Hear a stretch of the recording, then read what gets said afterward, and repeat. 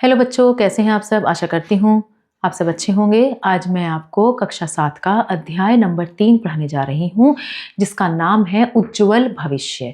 हमारा भविष्य कैसे उज्ज्वल हो, इसके बारे में पढ़ते हैं। देखिए, पाठक परिचय प्रस्तुत लेख हिंदी के प्रसिद्ध साहित्यकार और लेखक श्री हरकरी प्रसाद द्विवेदी द्वारा लिखित है।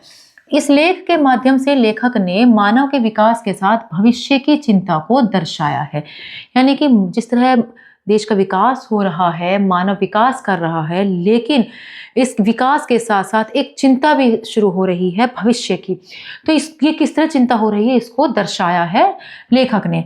मनुष्य विकास की होड़ में विनाश की ओर भी कदम आगे बढ़ा रहा है। इस संकट के बाद भी लेखक आशा की दृष्टि से मानव की ओर देख रहे हैं। उन्हें पता है कि हाँ, विकास के साथ विनाश भी शुरू हो रहा है। इस संकट के बाद भी लेखक फिर भी एक आशा की दृष्टि रख रहे हैं मानव की ओर कि कुछ हो जाए, कुछ सही हो जाए। मनुष्य अपने भविष्य के बारे में चिंतित है। सभ्यता की अग्रगति के साथ ही चिंताजनक अवस्था उत्पन्न होती जा रही है। ये बात सही है कि मनुष्य अपने भविष्य के बारे में चिंतित है, लेकिन सभ्यता की अग्रगति के साथ ही चिंता की अवस्था भी उत्पन्न हो रही है। इस व्यावसायिक युग में उत्पादन की होड़ सी लगी हुई है। इस व्यावसायिक युग यानी कि जो व्यवसाय कर रहे हैं, दिन पर दिन नए नए व्यवसाय जो खोज रहे हैं, उसमें एक उत्पादन की होड़ तो लगी हुई है। कुछ देश विकसित कहे जाते हैं, कुछ विकासोन्मुख। विकसित देश वे हैं जहां आधुनिक तकनीक का पूर्ण उपयोग हो रहा है। जितनी भी तकनीक है, हमने जितनी भी नई नई टेक्नोलॉजी खोजी है, जो देश उन सब का प्रयोग कर रहा है वो विकसित देश है। ऐसे देश नाना प्रकार की सामग्री का उत्पादन करते हैं और उस सामग्री की खपत के लिए बाजार ढूंढते रहते हैं। अत्यधिक उत्पादन क्षमता के कारण ही ये देश विकसित और धनी है, क्योंकि ये लोग बहुत सारे उत्पादन करते हैं, क्योंकि इन्होंने बहुत टेक्नोलॉजी कर ली है। तो अपनी टेक्नोलॉजी के बल पे नई नई चीजें बना रहे हैं और उन्हें बनाने के बाद उन्हें फिर वो बेचते हैं, और उन्हें बेचने से उनके पास फिर धन भी बहुत सारा आता है। तो इस वजह से वो विकसित और धनी भी होते जा रहे हैं। अत्यधिक उत्पादन क्षमता के कारण ये देश विकसित और धनी, विकासोन्मुख या गरीब देश उनके समान ही उत्पादन करने की आकांक्षा रखते हैं और इसीलिए उन सभी आधुनिक तरीकों की जानकारी प्राप्त करते हैं। जो गरीब देश है या विकासोन्मुख देश है, वो भी चाहते हैं कि वो भी उत्पादन करें और वो जानकारी भी लेते हैं, उत्पादन क्षमता बढ़ाने का सपना देखते हैं। इसका परिणाम यह हुआ है कि सारे संसार में उन वायुमंडल प्रदूषण यंत्रों की भीड़ बढ़ने लगी है जो विकास के परम आवश्यक माने जाते हैं। इन विकासवाहक उपकरणों ने अनेक प्रकार की समस्याएं उत्पन्न कर दी है। वायुमंडल विषाक्त गैसों से ऐसे भरता जा रहा है कि मनुष्य का सारा पर्यावरण दूषित हो उठा है। अब देखिए, ये सारे जितने भी व्यापार है या ये उद्योग लगाए जा रहे हैं, जितने भी कारखाने जितने लग रहे हैं, उनसे जो गैसेस निकल रही हैं दिन पर दिन, अपने उद्योग लगाने से मतलब है मनुष्य को सिर्फ विकास करना है, उन्हें अपना उत्पादन बढ़ाना है अपना। तो लेकिन उनके उत्पादन के साथ साथ जो गैसेस निकल रही हैं, और ये गैसेस सारे वायुमंडल में फैल रही हैं, सब बहुत ही जहरीली और हानिकारक गैसें भी होती हैं इसमें बहुत ज्यादा। तो ऐसी गैसें से भरता जा रहा है कि मनुष्य का सारा पर्यावरण अब दूषित हो उठा है। ये गैसें सारे पर्यावरण में ही तो फैल रही हैं, जिससे वनस्पतियों तक के अस्तित्व संकटापन्न हो गए हैं, यानी कि जो पेड़ पौधे वे भी खतरे में आ गए हैं। अपने बढ़ते उत्पादन को खपाने के लिए प्रत्येक शक्तिशाली देश अपना प्रभाव क्षेत्र बढ़ा रहा है और आपसी प्रतिद्वंद्विता इतनी बढ़ गई है कि सभी ने मरणास्त्रों का विशाल भंडार बना रखा है। मतलब हर एक को कहना है कि मतलब हम ज्यादा शक्तिशाली और हम ज्यादा शक्तिशाली, और इस होड़ में सभी ने अपने मरणास्त्रों यानी कि जो दूसरों को जो मार सकते हैं ऐसे अस्त्रों का भी दिन पर दिन बहुत ज्यादा प्रयोग कर रहा है, उत्पादन कर रहा है, और एक विशाल भंडार बना लिया है। बल्कि विज्ञान और तकनीक के विकास से अणु बमों की अनेक संहारकारी किस्में इजाद हुई हैं। अणुबम कितना खतरनाक बम है, सभी ने, काफी देशों ने अणुबम भी बना लिया है। यदि किसी सिरफिरे राष्ट्र नायक की झक के कारण सचमुच युद्ध क्षेत्र में प्रयुक्त होने लगे तो पृथ्वी जीवन शून्य हो जाएगी। यहाँ सिरफिरे राष्ट्र नायक से मतलब यह है कि बहुत से अपनी जिद के आगे कुछ भी नहीं देखते हैं, और अगर उनका सिर फिर जाए वैसे नेता का किसी का, और अगर वो अणुबम छोड़ने की आज्ञा दे दें तो ये समझ लीजिए पृथ्वी शून्य हो जाएगी, पृथ्वी पर कुछ नहीं बचेगा। इतने खतरनाक खतरनाक बम आज मनुष्य ने बना लिए हैं। कहीं भी थोड़ा सा प्रमाद हुआ तो मनुष्य से जानलेवा कोई नहीं रह जाएगा। एक और जहां मनुष्य की बुद्धि ने धरती को मानव शून्य बनाने के भयंकर मरणास्त्र तैयार कर दिए हैं, वहीं दूसरी ओर मनुष्य ही इस भावी मानव विनाश की आशंका से सिहर भी उठा है। दूसरों के लिए बनाए हैं लेकिन वो खुद भी फंस गए हैं अब इस चीज में। उसका एक समझदार समुदाय इस प्रकार की कल्पना मात्र से आतंकित हो गया है कि न जाने किस दिन संसार इस विनाश लीला का शिकार हो जाए। कब अणुबम छूट जाए, कुछ परमाणु बम, कुछ नहीं पता। इतिहास साक्षी है कि बहुत सी जीव प्रजातियां विभिन्न कारणों से हमेशा हमेशा के लिए विलुप्त हो गई हैं। बहुत सी आज भी क्रमशः विलुप्त होने की स्थिति में है, लेकिन उनके मन में कभी अपनी प्रगति के नष्ट हो जाने की आशंका हुई थी या नहीं हमें नहीं मालूम। शायद मनुष्य पहला प्राणी है जिसमें थोड़ा बहुत भविष्य देखने की शक्ति है। अन्य जीवों में यह शक्ति थी ही नहीं। यह विशेष रूप से ध्यान देने की बात है कि केवल मनुष्य ही है जो अपने भविष्य के बारे में चिंतित है। मनुष्य ही ऐसा है जो कि अपने भविष्य के बारे में चिंतित है, और मनुष्य ही अपने भविष्य को खतरा भी पैदा कर रहा है, और जीव ऐसा भविष्य तक देखने की शक्ति तक नहीं है। इसलिए सभी जानते हैं कि आधुनिक विज्ञान और तकनीकी ने मनुष्य को बहुत कुछ दिया है। उसी की कृपा से संसार के मनुष्य एक दूसरे के निकट आए हैं। मनुष्य को निरोग, दीर्घजीवी, सुसंस्कृत बनाने के अनगिनत साधन बड़े हैं। ये विज्ञान और तकनीकी ही की वजह से ही आज मनुष्य निरोग है, दीर्घजीवी है और सुसंस्कृत है। फिर भी मनुष्य चिंतित है, जो अंधाधुंध प्रकृति के मूल्यवान भंडारों की लूट मचाकर आराम और संपन्नता प्राप्त कर रहे हैं।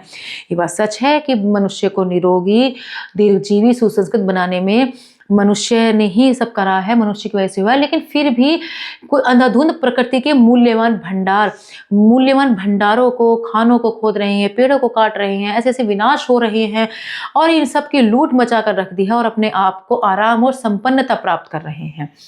वे बहुत परेशान नहीं हैं, वे यथास्थिति भी बनाए रखना चाहते हैं, और यदि संभव हो तो अपनी व्यक्तिगत, परिवारगत और जातिगत संपन्नता अधिक से अधिक बढ़ा लेने के लिए परिश्रम भी कर रहे हैं।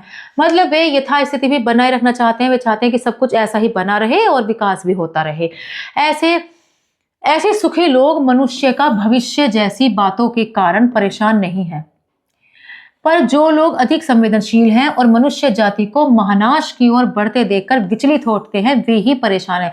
सभी लोग इसमें संवेदनशील नहीं है, सिर्फ वे ही लोग संवेदनशील हैं जो मनुष्य के भविष्य को देख सकते हैं, और जिन्हें थोड़ी बहुत भी महानाश की ओर बढ़ते कदम देखकर जो विचलित हो रहे हैं, जिन्हें अंदाजा है कि मनुष्य जाति का क्या होने वाला है, सिर्फ वही चिंतित हो रहे हैं, सब नहीं। लेकिन उनकी संख्या बहुत कम है, उनमें विवेक की मात्रा अधिक है और साधारण सुखी लोगों की तुलना में उनके भीतर दर्द है। उन ऐसे लोग बहुत ही कम हैं जो ऐसा सोच रहे हैं कि मनुष्य विनाश की ओर जा रहा है और हमें कुछ करना चाहिए, और को कर भी रहे हैं। लेकिन ऐसे आदमियों की संख्या बहुत कम है, क्योंकि उनके अंदर विवेक की मात्रा भी अधिक है। और जो साधारण सुखी लोग किसे अगर हम उनकी तुलना करें तो वो बहुत ही कम है, और उनके साधारण लोगों की तुलना में उन विवेकी जो लोग हैं उनके अंदर दर्द है, बेचैनी है और चिंता है। कबीर ने इन दोनों श्रेणियों के लोगों को समझा था। वे कह गए हैं, सुखिया सब संसार है, खाए और सोए, दुखिया दास कबीर है, जागे और रोए। सुख संसार में हर एक वो सुखी है जो खा रहा है और सो रहा है, इसके अलावा जैसे कोई और काम नहीं है, वो सब सुखी हैं। लेकिन दुखी कौन है? दुखी वे लोग हैं जो कि आगे मनुष्य के जो विनाश को देख रहे हैं कि आगे क्या विनाश होने वाला है, जो भविष्य को देख रहे हैं, उनकी चिंता कर रहे हैं। सिर्फ दुखी भी वही लोग हैं। यह जागना सारी चिंता का मूल है। जागना अर्थात विवेक के साथ सोचना। निसंदेह मनुष्य ने स्वयं के लिए महती विनिष्ट के साधन ढूंढ लिए हैं और वह बड़ी तेजी से महानाश की ओर दौड़ पड़ा है। यह भयंकर द्वैसंवाद है, बहुत ही खतरनाक है बात है। परंतु साथ ही मनुष्य की जिस बुद्धि ने यह सारा साज सामान तैयार किया है, वह जाग भी रही है। मनुष्य के हृदय से पीड़ा है, तड़प है, यह आशा की बात है। यदि पीड़ा है तो आशा भी है। मनुष्य ने सब कुछ साज सामान तैयार किया है, वो जाग भी रहा है। मनुष्य के हृदय से पीड़ा है, तड़प है, सब कुछ है, आशा की बात भी है। यदि पीड़ा है तो आशा भी है, क्योंकि पीड़ा हुई है तो आशा भी है। अगर वो दुख है तो उसके सामने सुख भी जरूर आएगा। यानी कि अगर हम विकास कर रहे हैं और हमें दिख रहा है विनाश की तरफ हम जा रहे हैं, तो उसका हल भी है, लेकिन उसे देखने वाले लोग बहुत कम है। ऊपर का वाक्य यदि पीड़ा है तो आशा भी है, एक प्रसिद्ध चिकित्सक की उक्ति है जिसे मेरे परम सत्र मित्र प्रोफेसर गुरुदयाल मलिक जी ने जीवन मंत्र की तरह ग्रहण कर लिया था। उन्होंने एक बार इस सच की कहानी सुनाई थी। मेरे संत मित्र प्रोफेसर गुरुदयाल मलिक बाल ब्रह्मचारी थे। वे गुरुदयाल और गांधी जी दोनों के शिष्य थे। जो उनके मित्र थे प्रोफेसर गुरुदयाल, वो गांधी उनके जो मित्र थे प्रोफेसर उनके एक मित्र थे प्रसिद्ध चिकित्सक, तो उनके गुरुदयाल और गांधी जी दोनों के वो शिष्य थे। दीन बंधु C.F. एंड्रयूज के तो वे स्नेह भाजन सहकर्मी थे। मलिक जी जैसे सेवाव्रती निश्चल व्यक्ति भगवान की याचना अनुग्रह से ही मिलते हैं, बिनु हरि कृपा मिल ही नहीं संता। मलिक जी एक मित्र से मिलने मुंबई गए थे। बिना हरि कृपा मिल ही नहीं संता, बिना हरि की कृपा के, बिना भगवान की कृपा के कोई नहीं मिलता। मलिक जी एक मित्र से मिलने मुंबई गए थे। मित्र उनसे मिलकर प्रसन्न हो गए और एक कठिन समस्या का समाधान भी पाए। उन्हें किसी आवश्यक कार्य से बाहर जाना था। घर घर में बच्चा पैदा होने का समय निकट आ गया था। इस उधेड़ बुन में थे कि कैसे जाएं। समाधान के रूप में मलिक जी मिल गए। बोले, भाई तुम 2-3 दिन सारा घर देखो, मुझे बहुत जरूरी काम से बाहर जाना है। क्योंकि घर घर में बच्चा पैदा होने का समय आ गया था, तो उस उधेड़ बुन में लगे हुए थे, समाधान नहीं निकल पा रहा था। तो वो मलिक जी उन्हें मिल गए। तब उन्होंने कहा, भाई तुम 2-3 दिन सारा घर देखो, मुझे बहुत जरूरी काम से बाहर जाना है। बाल ब्रह्मचारी मलिक जी को गृहस्थ के सभी कर्तव्य को पालन करने की हिदायत देकर वे निश्चिंत होकर बाहर चले गए। जाते समय परिवार की महिला डॉक्टर और नर्सों की सूची भी थमा गए कि कोई दिक्कत हो तो महिला डॉक्टर और नर्सों से संपर्क कर लीजिएगा। यह भी कह गए कि अगर ज्यादा तकलीफ हो तो अमुक विदेशी डॉक्टर को भी बुला लेना। टेलीफोन पर उस बड़े डॉक्टर से उनका परिचय भी करवा गए। मतलब कोई भी दिक्कत है तो विदेश के डॉक्टर को भी बुला लेना, और उनसे परिचय भी करा लिया। मलिक जी सहज सेवावृत्ति थे। उन्होंने प्रसन्नतापूर्वक सब स्वीकार कर लिया, पर उन्हें बाद में पता चला कि जिसकी सेवा करनी है उसके निकट भी नहीं जा सकते। परीक्षा काल जल्दी ही आ गया। दूर रहकर वे कर्राहने की आवाज सुन सकते थे। क्योंकि वो बाल ब्रह्मचारी थे और बच्चा होना था, तो वो ऐसे में उनके पास भी नहीं जा सकते थे। तो और परीक्षा काल भी जल्दी ही आ गया अब, तो दूर रहकर वे कर्राहने की आवाज सुन सकते थे। घबराकर उन्होंने महिला डॉक्टर को फोन किया। वे आई और मलिक जी को आश्वस्त करके चली गई। आंत कर रहा सुनाई देती रही। उन्होंने फिर डॉक्टर को फोन किया। डॉक्टर ने कहा, घबराने की बात नहीं है। मलिक जी को कुछ सूझ नहीं रहा था।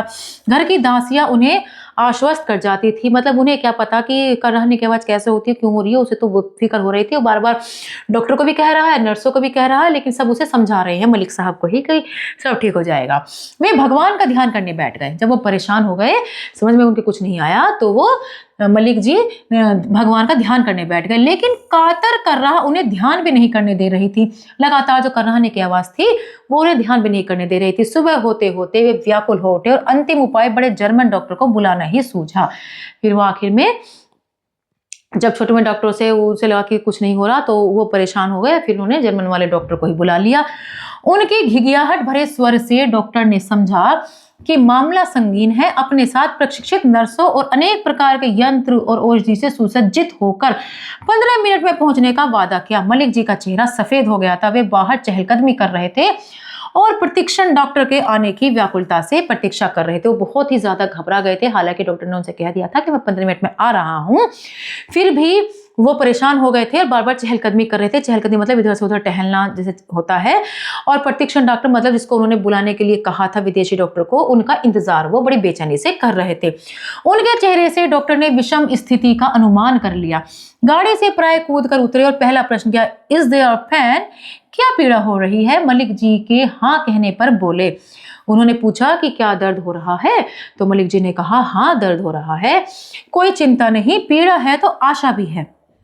पीड़ा है तो आशा भी है। तो ये बात वहां से कहावत चली है कि पीड़ा है तो आशा भी है।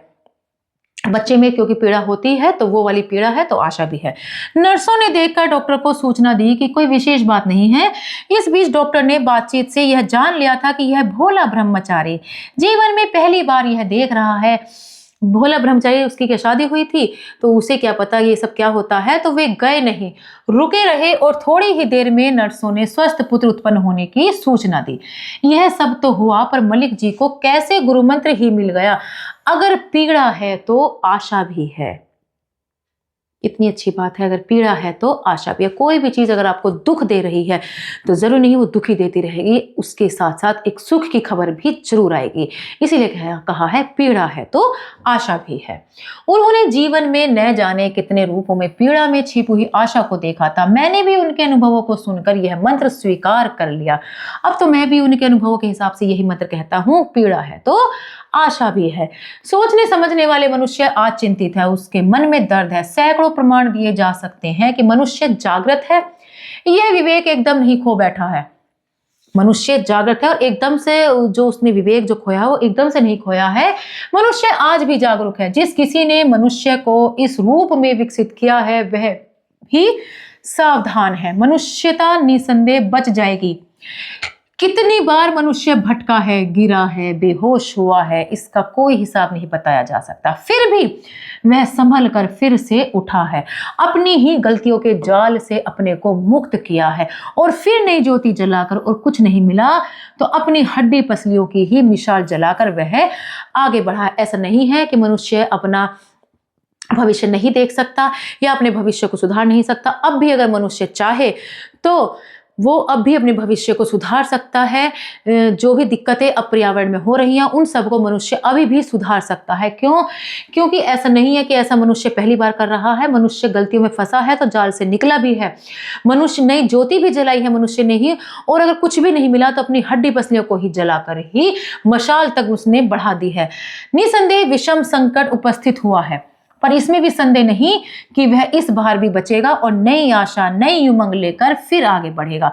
मनुष्य का भविष्य निश्चय ही उज्जवल है। अगर मनुष्य चाहे तो अभी भी मनुष्य अपने भविष्य को उज्जवल कर सकता है, क्योंकि उसका भविष्य उज्जवल है और उज्जवल रहेगा। वो जब चाहे कुछ भी कर सकता है, क्योंकि मनुष्य अपने आप को जब उसे जाल से निकालना होता है तो वो हर संभव कोशिश करता है। तो यहीं पर यही कवि कहना चाहता है। आगे हम इसकी एक्सरसाइज शुरू कराने जा रहे हैं। इसका पहला क्वेश्चन है, फर्स्ट क्वेश्चन है व्यावसायिक युग से क्या तात्पर्य है। तो व्यावसायिक युग से तात्पर्य वर्तमान युग से है। जिस तरह उद्योगों का विकास हो रहा है उस तरीके से है। सुखी मनुष्य क्या करते हैं? सुखी मनुष्य खाते हैं, पीते हैं और सो जाते हैं। वो भविष्य की चिंता नहीं करते। आप भविष्य में कैसे भारत की कल्पना करते हैं? आप भविष्य में उज्जवल भारत की कल्पना करते हैं। उज्जवल भारत की कल्पना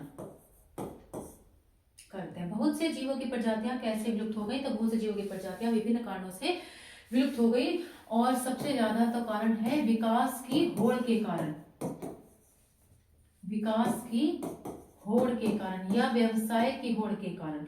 व्यवसायिक होड़ के कारण भी आप लिख सकते हैं।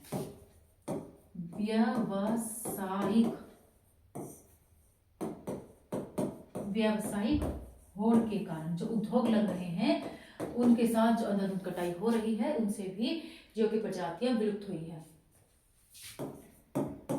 मनुष्य भविष्य में किस बात से चिंतित है? मनुष्य भविष्य में विकास के साथ साथ जो विनाश हो रहा है इस बात से चिंतित है।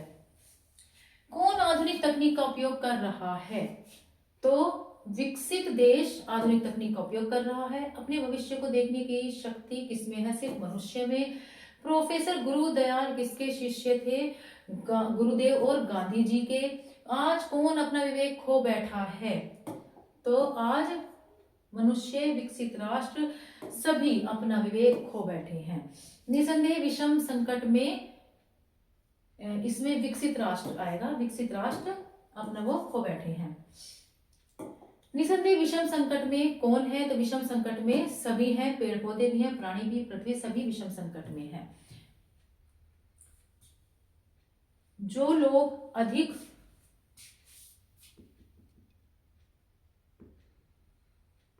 संवेदनशील हैं इसमें आएगा। जो लोग अधिक संवेदनशील है और मनुष्य जाति को महानाश की ओर बढ़ते देखकर विचलित होते हैं, वे ही परेशान हैं और वे ही विवेक, उन्हीं के पास विवेक भी है। सुखिया सब संसार है, खाए और सोए। सुखिया सब संसार है, खाए और सोए। दुखिया दास कबीर है, जागे और रोए। बिना गुरु कृपा में ही नहीं संता। विकसित देश वे हैं जहां आधुनिक तकनीक का पूर्ण उपयोग नहीं हो रहा है, गलत हो रहा है। विज्ञान और तकनीक के विकास से अनुभवों के इजाद हुई है, सही। सभी जीवों में यह शक्ति है कि नहीं, सभी जीवों में, सिर्फ मनुष्य में, गलत। सुखिया सम संसार है, खाए और सोए, यह कबीर की श्रेणी नहीं है।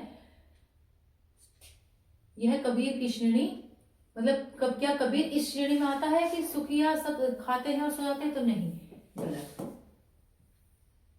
मनुष्य विकास के मार्ग पर बढ़ते हुए भी क्यों चिंतित है? मनुष्य विकास के मार्ग पर बढ़ते हुए भी इसलिए चिंतित है क्योंकि मनुष्य विकास के साथ साथ विनाश की ओर भी जा रहा है, क्योंकि वो अब व्यापारिक उद्योग इस तरह लगा रहे हैं जो कि जिनसे पूरा वायुमंडल प्रदूषित हो रहा है और भी बहुत सारी विनाश की चीजें हो रही हैं। वर्तमान युग को व्यवसायिक युग क्यों कहा गया है? वर्तमान युग को व्यवसायिक युग इसलिए कहा गया है क्योंकि वर्तमान में मनुष्य व्यवसाय की अंधी होड़ में लगा हुआ है और अपने आप को विकसित राष्ट्र बनने में लगा हुआ है। हर कोई अपने लिए नए उत्पादन बना रहा है और नए उत्पादन बनाने के साथ साथ वो उन्हें बेचने में भी लगा हुआ है और धन की प्राप्ति कर रहा है, लेकिन उसका ये नहीं पता कि इस अंधी दौड़ में विनाश किस तरह हो रहा है। विकास के साथ आधुनिक विज्ञान ने मनुष्य को क्या क्या दिया है? आधुनिक विज्ञान ने मनुष्य को बहुत सारी तकनीकी चीजें दी हैं, परमाणु बम भी दिया है, और लेकिन परमाणु बम से बहुत से नुकसान भी हैं। तो और भी बहुत सारी चीजें मनुष्य ने उपहार दिए हैं और व्यवसाय के रूप में बहुत सारी चीजें दिए हैं।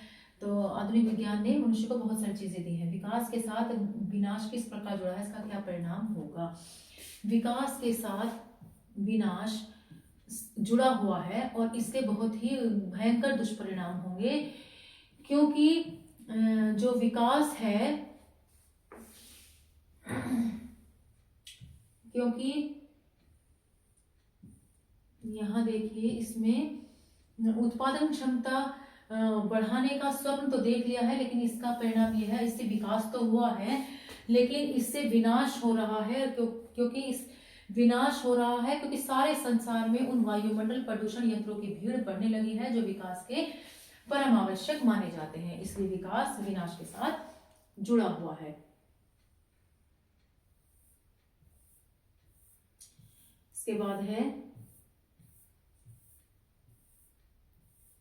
इसका आगे का क्वेश्चन है, इसमें देखिए नेक्स्ट क्वेश्चन है, इसका क्या परिणाम? नए भारत के विषय पर अपने विचार समझाकर लिखें। तो नए भारत के विषय पर अपने विचार, नए भारत के विषय में हम यही कहना चाहेंगे कि मनुष्य विकसित देश तो बने, मनुष्य अपने आप को विकसित तो बनाए, लेकिन इतना इस तरह नहीं, क्योंकि मनुष्य ही जानता है कि उसका भविष्य कैसा होगा। मनुष्य ही अपने भविष्य को, मनुष्य के अंदर एक ऐसी ताकत है जो कि अपने भविष्य को देख सकता है और उसका हल भी निकाल सकता है, क्योंकि मनुष्य को चाहे जो कुछ भी करना है, अगर वो जाल में फंसता है तो उससे जाल से निकलना भी उसको आता है, चाहे वो अपनी हड्डी पसलियों से ही अपनी लो क्यों न जलाए। तो इसलिए नए भारत का जब वो विकास करेगा तो उसमें विनाश नहीं होना चाहिए, प्रकृति का भी पूरा पूरा ध्यान रखना चाहिए। कबीर के दोहे का उदाहरण देकर लेखक ने किस संदर्भ में दिया है? कबीर के दोहे का उदाहरण जो दिया है, उसने कहा है कि दुखिया दास कबीर है, जागे और रोए। कबीर दास ने कहा है कि सिर्फ जो सुखी कौन लोग हैं, सिर्फ वो लोग हैं जो ना ज्यादा सोचते हैं, ना ज्यादा विवेकशील हैं, ना ही ज्यादा जिनके पास विवेक है, वो सुखी हैं, वो तो खाते हैं पीते हैं और सो जाते हैं। और दुखी कौन है? दुखी वे लोग हैं जो कि संवेदनशील हैं, जो कि भविष्य को देख सकते हैं, जिनके पास विवेक है, लेकिन वो बहुत ही सुखी लोगों की तुलना में बहुत ही कम है। तो इसलिए जो सुखी लोग हैं वे क्या करते हैं? संवेदनशील हैं और भविष्य को देख रहे हैं, इसलिए वो जागते हैं और रोते हैं। तो कबीर दास जी का जो ये दोहा है लेखक ने इसी संदर्भ में कहा है कि मनुष्य सब कुछ, विकास और विनाश को सब कुछ देख रहा है, लेकिन फिर भी वो देख नहीं पा रहा है, उससे उसकी तरफ ध्यान नहीं दे रहा है। सिर्फ कुछ संवेदनशील लोग ही उसकी तरफ ध्यान दे रहे हैं। भाषा बोध में देखिए, स्त्रीलिंग वान और बती जोड़कर पुल्लिंग और स्त्रीलिंग शब्द बनाएंगे। वान पुल्लिंग है और बती स्त्रीलिंग है। तो अब जैसे कि हम कुछ शब्द यहाँ लिख सकते हैं, जैसे कि भाग्य, गुण, धन। तो भाग्य में हो जाएगा रूप। स्त्रीलिंग के लिए हम इसमें क्या करेंगे, भाग्यवती, हम इसका बना लेंगे भाग्यवती। गुण,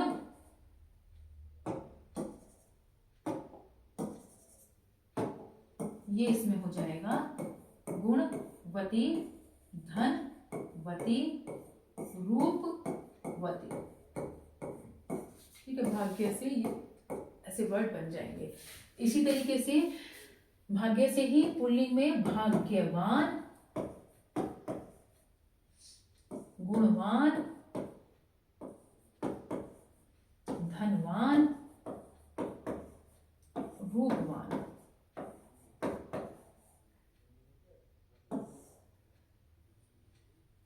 इसके बाद है ये इनके संधि विच्छेद हो जाएंगे। नीचे दिए गए शब्दों का सही के एक शब्द से मिलान कीजिए। आगे की ओर बढ़ने वाला अग्रगति, विष से युक्त विषाक्त, मारने वाला मारणास्त्र, जिसने सेवा का व्रत लिया हो सेवाव्रती, साथ काम करने वाला, ये आगे की ओर बढ़ने वाला अग्रगति, विष से युक्त विषाक्त, मारने वाला मारणास्त्र, जिसने सेवा का व्रत लिया हो सेवाव्रती, साथ काम करने वाला सहकर्मी। ठीक है, तो इस तरीके से हमारा ये अध्याय समाप्त होता है। इसमें ये देख सकते हैं आप, जैसे अत्यधिक का अति जमा अधिक, इस तरीके से हमारे ये संधि विच्छेद हो जाएंगे। निरोग, विकास जमा उन्रोग, नी जमा रोग, इस तरीके से हमारे ये संधि विच्छेद हो जाएंगे। आशा करती हूँ आपको ये अध्याय अच्छे से समझ में आया होगा। मिलते हैं अगली कक्षा में। धन्यवाद।